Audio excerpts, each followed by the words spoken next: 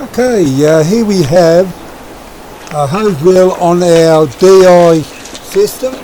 It's just above here, and as you can see that the trolley itself sort of at an angle that allows you to put the reel on there. It doesn't upend. As you can see, I've bent it like this one on here. This is the frame of it, and it's just on an angle, but it's enough so the trolley won't tip over when you start pulling the hose out. I'll just show you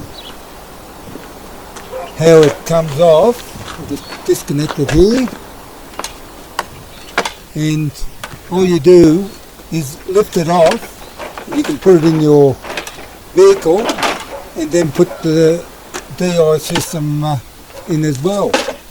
And all you have to do is put it on like this, and it's ready to go. You just connect up the hose here, and you're right to go. And there's no likelihood of the thing tipping over when you pull it up. We got nearly 100 metres or 300 feet on this, and it works a treat. And I suppose, well, that's about it.